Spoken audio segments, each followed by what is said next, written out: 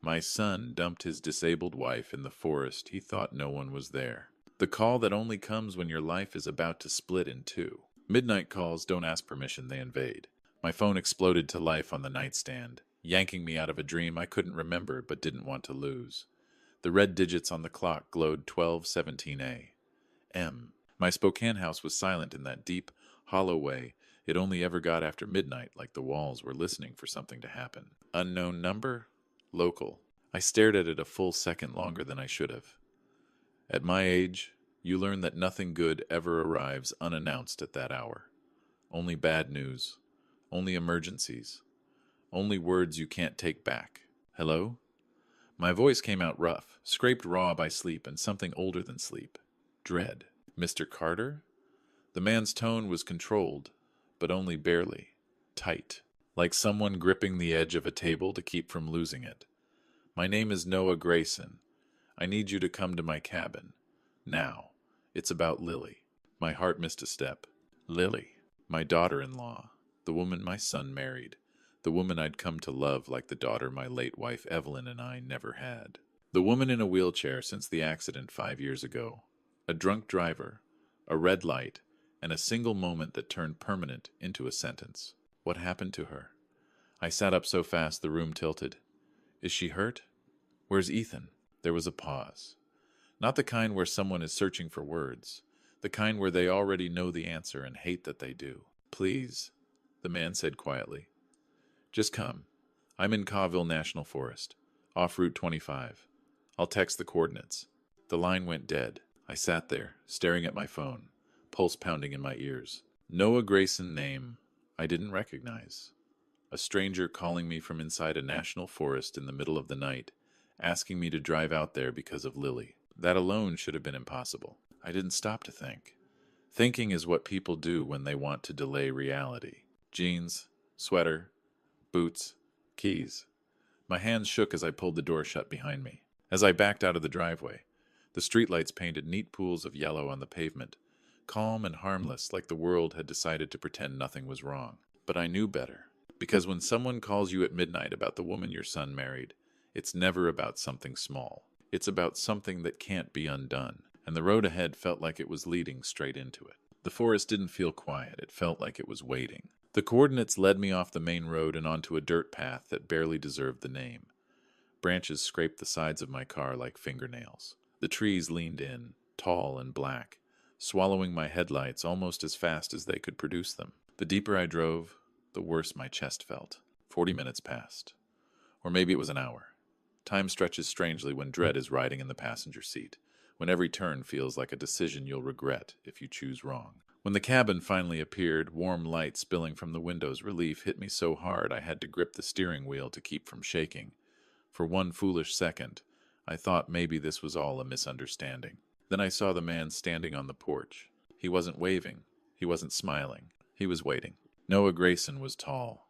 Late 30s, maybe.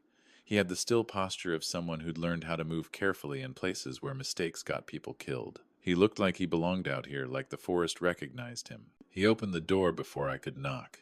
She's inside, he said, stepping aside. The cabin smelled like wood smoke and strong coffee. And then I saw her. Lily sat near the stove, wrapped in a blanket that swallowed her thin body. Her hair was tangled. Her face was pale, lips faintly blue at the edges like the cold had tried, and nearly succeeded, to claim her. She held a mug in both hands, but she wasn't drinking. Lily? I crossed the room and dropped to my knees beside her wheelchair. Sweetheart, what happened? Where's Ethan? At my son's name, something inside her cracked. The sound that came out of her wasn't just a sob.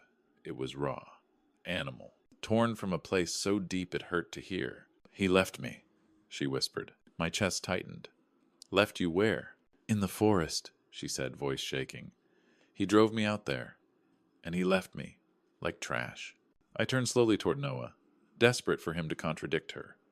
To say she was confused, hypothermic, anything. Noah didn't flinch. I found her in a clearing, he said quietly. She was screaming until she couldn't anymore. The room tilted. Because the only thing worse than hearing your daughter-in-law say your son abandoned her is realizing a stranger believed her fast enough to save her life. The truth didn't arrive all at once. It bled out slowly. I wanted to reject it, to argue, to insist there had to be a mistake. Ethan was a surgeon. Ethan was smart. Ethan was my son. But Lily's eyes weren't wild. They weren't confused. They were clear, anchored, devastated. He said he couldn't do it anymore, she continued, each word breaking off like ice cracking underfoot. He said he was tired of carrying my weight, tired of the chair, tired of my meds, tired of my appointments, tired of me. My mouth opened. No sound came out. He rolled me into a clearing, she said, swallowing hard. Then he took my phone. He said there was no signal anyway, so what was the point? My stomach twisted. Then he kissed my forehead, she whispered, like it was mercy, and he said, "You won't be a burden anymore." I felt something ugly crawl up my throat. And then he drove away, she said. I heard the gravel under his tires. I screamed until I couldn't breathe. I tried to push the chair, but the ground was uneven. My hands were freezing. I couldn't feel my fingers. I couldn't. Her voice collapsed. I covered her hands with mine. They were still cold, still shaking. "Did he leave your medication?" I asked. She shook her head. "No.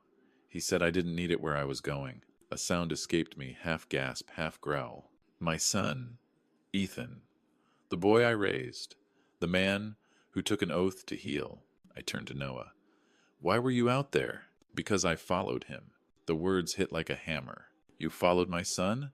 My voice sharpened with disbelief. Noah didn't get defensive, didn't puff up. He just looked at Lily, then back at me. "I didn't follow him," he said calmly. "I followed the feeling that he was about to do something unforgivable." The fire crackled behind us, and in that moment, a truth settled into my bones that made my skin go cold. Ethan didn't just abandon her. He chose a place and a time designed for one outcome. I kept remembering my son as a child, and it felt like remembering a stranger. Lily eventually slept, wrapped in heated blankets. Noah pulled from a back room. Her breathing was shallow but steady. I couldn't sleep at all. I sat by the dying fire, staring at my hands like they belonged to someone else. Outside, the forest whispered wind and branches, the distant call of an owl, the kind of night that looks peaceful from far away and becomes terrifying when you're alone in the wrong place. My mind drifted backward because it didn't know how to sit with the present. Ethan had been kind as a boy, sensitive, the kind who cried when he stepped on ants, the kind who made me pull over to help turtles cross the road. After Evelyn died, he became my whole world. I poured everything into him, every lesson, every hope, every expectation. When he became a surgeon, I was proud in a way that made my chest ache.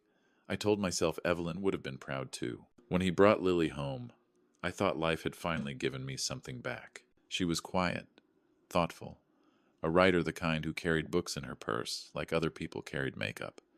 She quoted poetry at dinner. She listened the way Evelyn used to, like every word mattered. At the wedding, I remember squeezing Ethan's shoulder and thinking, this is it. This is the good life. Then the accident happened. A drunk driver ran a red light. Lily's spine was shattered. The doctors said permanent like it was a simple adjective, not a sentence. Ethan stood beside her hospital bed, crying, promising. He held her hand and swore he'd never leave, and I told everyone my son was a good man. Sitting in that cabin, I realized something that made my chest hurt in a new way. Maybe I wasn't proud. Maybe I was blind. The stranger knew my family better than I did. Just before dawn, Lily woke and asked for water. Noah moved quietly, efficient like this wasn't his first emergency. When she settled again, I finally asked the question burning in my chest. "Noah," I said, "who are you really, and why were you close enough to find her?" He sat across from me, hands wrapped around a mug he hadn't touched. "I knew Lily before Ethan did," he said. My eyebrows lifted. "How?" "We dated," he said. 10 years ago." The words landed softly, but carried weight. "We met hiking," he continued. "She was photographing trails for an article. I was on leave." He paused, as if choosing which pieces of himself to reveal. "We were together 2 years. Then I got deployed again. She wanted stability. I couldn't offer it. You're military," I said, finally understanding the posture, the calm. He nodded. 3 tours. "And you came back here?" I said slowly. "To the forest." "I came back to be quiet," he said. But last year I looked her up. I saw she was married. I was glad she was happy. He swallowed. Then I saw the accident. And after that, she disappeared. No posts, no writing, no voice, he said. Only Ethan speaking for her. I remembered Ethan's social media, the photos of Lily smiling in her chair, captions about our journey, comments praising Ethan for being a saint. Noah's eyes held mine. Something felt wrong, so I stayed close enough to notice. The cruel irony settled over me like frost. A stranger had protected Lily more faithfully than the man who vowed to love her. By morning, my son was already rewriting the truth. When I got home, my phone was vibrating nonstop. Messages, missed calls, voicemails stacking like bricks. Ray, turn on the TV. My stomach sank before I touched the remote. There was Ethan, standing outside Sacred Heart Hospital in scrubs and a jacket, eyes red, voice trembling like he'd practiced it. My wife Lily is missing, he said. She's been struggling since the accident. He talked about depression, about darkness, about how she needed space. He looked straight into the camera and said he was terrified she might hurt herself. I turned the TV off with shaking hands. He wasn't searching for her. He was preparing for her death. And in that moment, I understood something that changed everything. The forest wasn't the end of Ethan's plan. It was only the beginning. If you're listening right now, pause for 1 second and tell me, where are you watching from and what time is it there? I read the comments, and your answers always surprise me. Every lie leaves paperwork, and my son left a trail like he thought no one would look. I stood in my living room with the television dark, Ethan's performance still echoing in my head. Depressed, struggling, terrified she might hurt herself. He was building a story brick by brick, a story where Lily wasn't a victim, she was a problem. A story where her death, if it happened, would make sense. My hands shook as I scrolled through my contacts until I found a name I hadn't called in years. Hank Lawson, retired detective. Old friend, the kind of man who could smell a lie the way dogs smell fear. He answered on the second ring. Ray? Hank, I said, voice tight. Lily isn't missing. Silence. Then, quietly, where is she? She's alive, I said. But my son tried to kill her. Another pause. He didn't interrupt, didn't rush me. Just listened while I told him everything. The call, the forest, Noah's cabin, the missing phone, the missing medication. When I finished, Hank exhaled slowly. Then, we don't have time for grief, he said. We have time for evidence. That afternoon, he came over with a laptop, a legal pad, and the kind of focus that made my house feel smaller. We worked like men trying to stop a fire before it reached the walls. Lily, safe at Noah's cabin, gave what she could account names, old passwords, the freelance income she used to manage herself. After the accident, he changed everything, she told me on the phone. He said it was to make things easier, safer. I stared at the wall, jaw tight. And you believed him? I wanted to, she whispered. Hank typed rapidly, eyes narrowing. Okay. Found it.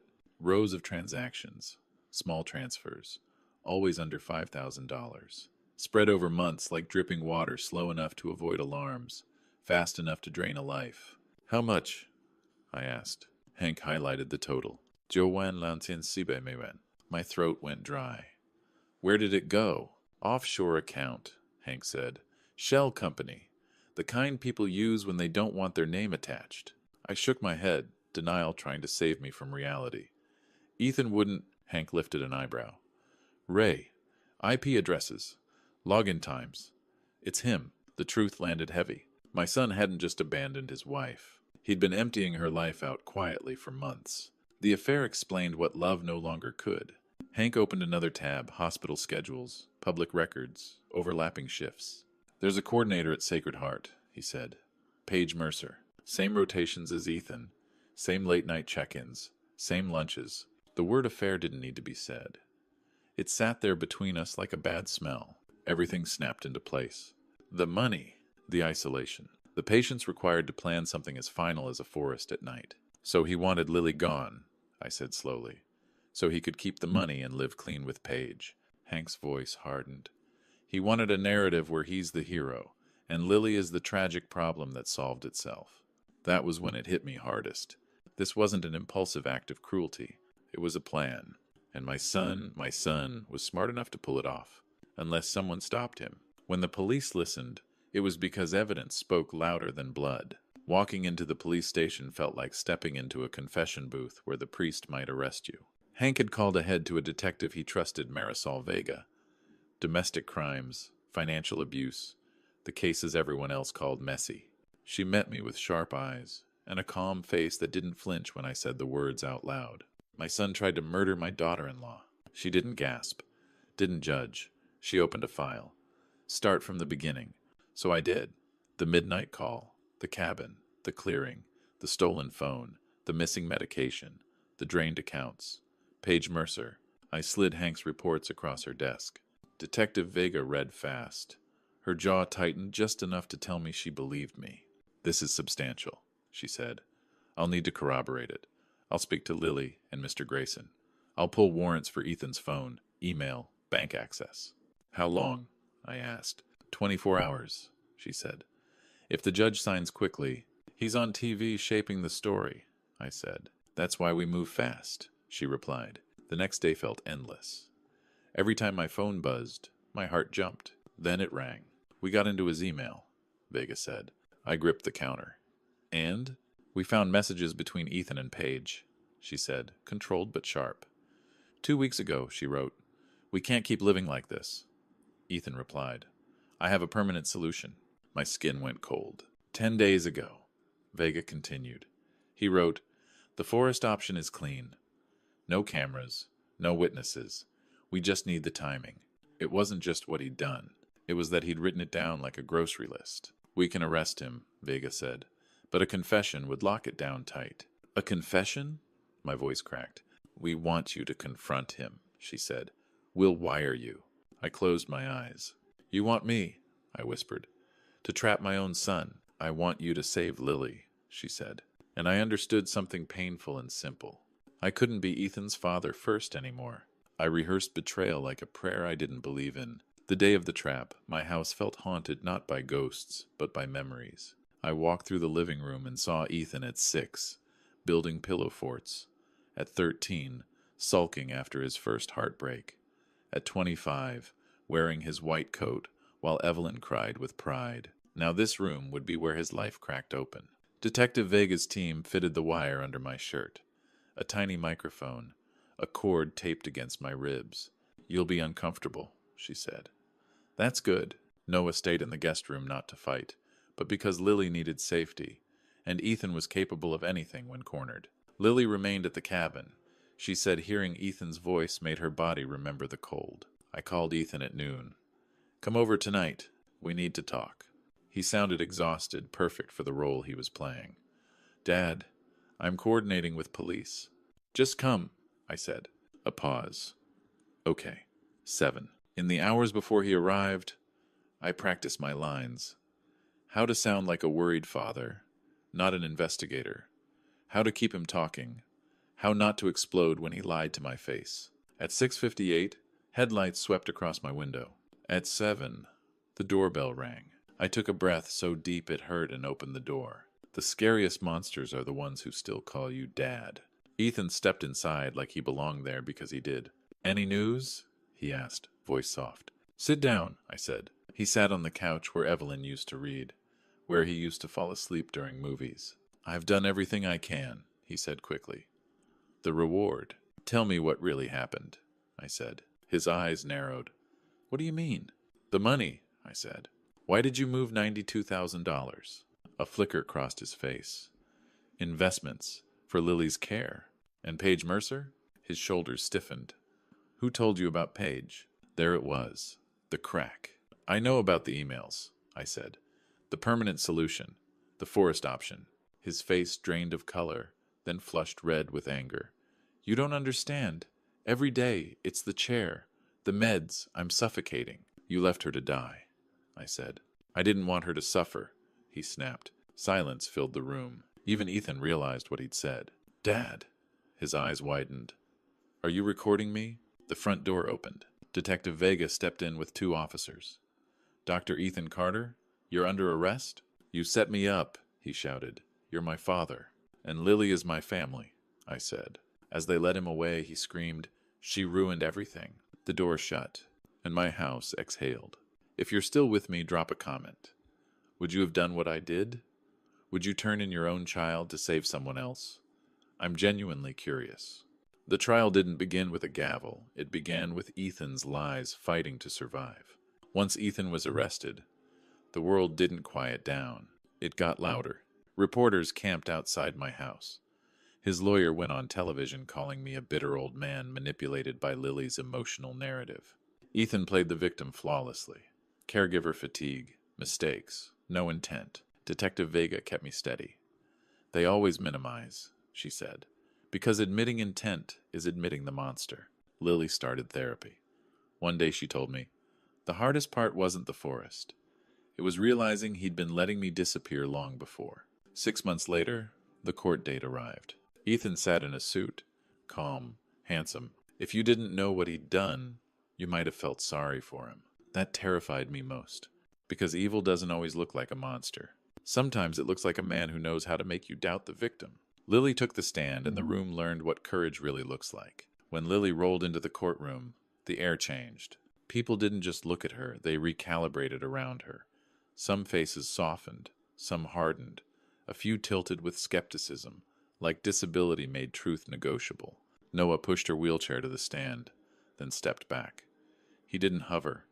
He didn't claim space that wasn't his. Lily straightened her shoulders and swore the oath with a voice that didn't shake. The prosecutor started gently marriage, accident, dependence, daily routines. Lily answered clearly, precisely, like someone reclaiming a language that had been taken from her. Then came the forest. He drove me into Cawville National Forest, she said. He rolled me into a clearing. He took my phone. He took my medication. He said I wouldn't be a burden anymore. Then he left. Ethan's lawyer stood, smooth and practiced. Mrs. Carter, hypothermia can cause confusion. Trauma can distort memory. Lily met his eyes. I remember everything. Your husband was under extraordinary stress, the lawyer said. Caregiver fatigue. I didn't misunderstand the sound of his car leaving, Lily said. I didn't misunderstand the cold. I didn't misunderstand the planning. The courtroom went still. Then the lawyer shifted tactics, softening his voice. And your relationship with Mr. Grayson? You have history. Yes, Lily said. 10 years ago. But he wasn't there because of romance. He was there because my husband tried to murder me. A murmur rippled through the room. Ethan hadn't just tried to kill her body. He'd tried to kill the part of her that could testify. He failed. Noah's testimony didn't perform it cut. Noah took the stand without ceremony. Simple shirt, no medals, no story about himself. The prosecutor asked how he knew Lily. We dated years ago, he said. We went separate ways. I respected her life. Why were you nearby? She disappeared, Noah said. Her writing stopped. Her voice stopped. Ethan spoke for her. Ethan's lawyer pounced. So you stalked them? Noah didn't flinch. I watched from a distance. Concern isn't obsession. He described the night he followed Ethan's car, the clearing, Lily's blue hands, her voice nearly gone. If I hadn't found her, he said evenly, she would have died before sunrise. Convenient, the lawyer sneered. No, Noah replied. Instinct. Experience with what? Noah paused. With what people do when they stop seeing someone as human. The body cam footage played next, Lily shaking, wrapped in blankets, whispering, he left me to die. Ethan's face stayed calm, but his hands moved restless, betraying him. The lawyer tried one last angle. You're in love with her. Noah didn't smile. If I wanted Ethan gone, I wouldn't be here. I'd be somewhere pretending I didn't see anything. I'm here because Lily deserves to live. That's when the room shifted.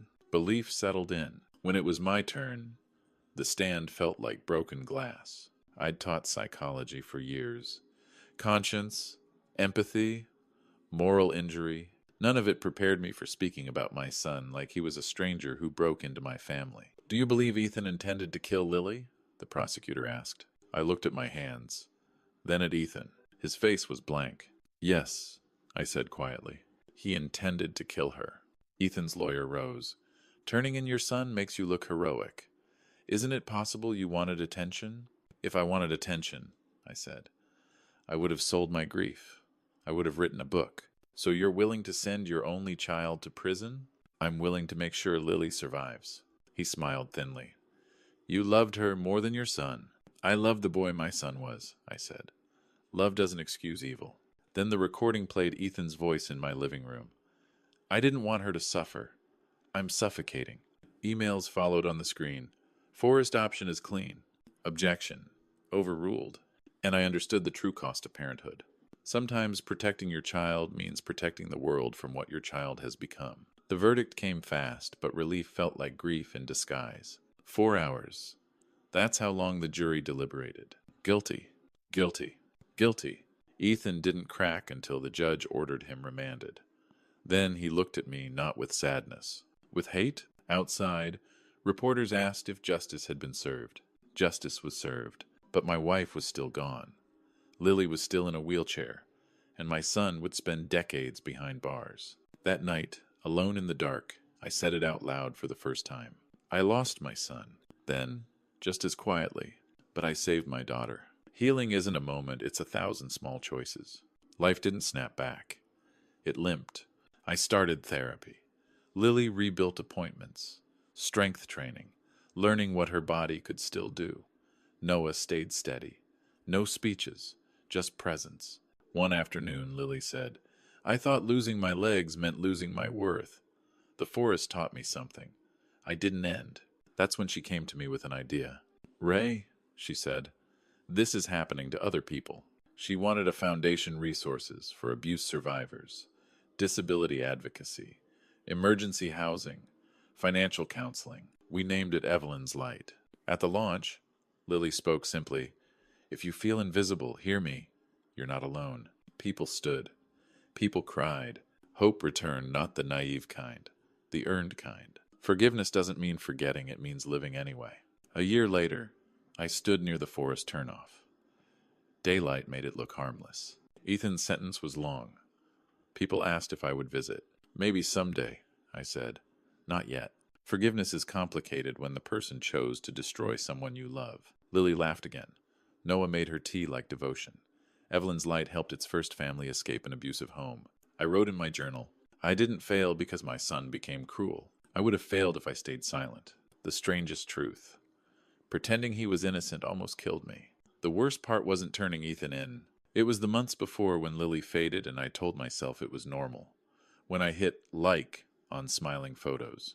Denial is a slow poison. Now, when I speak at events, I tell the ugly truth. Abuse doesn't always look like bruises. Sometimes it looks like control. Isolation, finances being handled. Lily told me once, with Noah, I don't feel like a burden.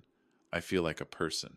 That sentence healed something in me. If blood turns into betrayal, what would you choose? A few weeks ago, Lily and Noah came for dinner. Nothing fancy. Food that made the house feel safe. Afterward, I watched them head down the sidewalk, her hand on his wrist. She waved back at me. For the first time in a long while, I didn't feel defined by what I lost. I felt defined by what I protected. Ethan is my son by blood. That won't change. But Lily is my family by choice. And choice is where love becomes real. If this story tightened something in your chest, if it reminded you of someone being controlled or erased, don't wait for a forest to prove you right. Speak up. Ask questions. Believe the quiet changes. Because sometimes the most dangerous thing isn't the monster. It's the silence that lets the monster plan. And if you've made it to the end, I want to ask you something I wish someone had asked me years earlier. If you had to choose between loyalty and justice, what would you choose? Drop your thoughts in the comments and tell me where you're watching from and what time it is there. I read them, and I promise you're not just typing into the void. If this story moved you, share it with someone who needs to hear it. And if you want more real, emotional stories about courage, betrayal, and the hard choices that define us, subscribe. Because sometimes the story that saves someone else starts with someone finally telling the truth. A month after that dinner, I received a letter from prison. The handwriting was unmistakable. Ethan's. I didn't open it right away. I let it sit on my kitchen table for 3 days, moving it aside every morning like it was something sharp I didn't want to touch. When I finally read it, there were no apologies, only explanations. He wrote about pressure, about exhaustion, about how his life stopped being his the moment Lily's wheelchair entered the house. He wrote that he never meant to be cruel, only free. That word stayed with me. Free. I folded the letter carefully and placed it back in the envelope. Then I did something I never expected. I didn't respond, not because I hated him, but because for the first time in my life, I understood something clearly. Explaining harm is not the same as owning it. Some people want forgiveness without accountability. Some want understanding without consequence. And some confuse freedom with the absence of responsibility. That was the line Ethan crossed. Weeks later, Lily told me she was writing again. Short pieces at first, essays about survival, about silence, about how abuse often wears a polite face and speaks in a calm voice. One night she read me a paragraph she wasn't sure she'd ever publish. It ended with a sentence that felt like it had been written for me. The people who saved me weren't perfect. They were just brave enough to stop lying to themselves. And I realized then that this story was never really about betrayal. It was about truth, the kind that costs you something, the kind that changes your life, the kind that, once spoken, refuses to let the darkness pretend it belongs. And if you're still listening, still here with me, maybe that means you already know what truth you've been avoiding. Don't wait. Silence doesn't keep the peace. It only keeps the monster comfortable. The end.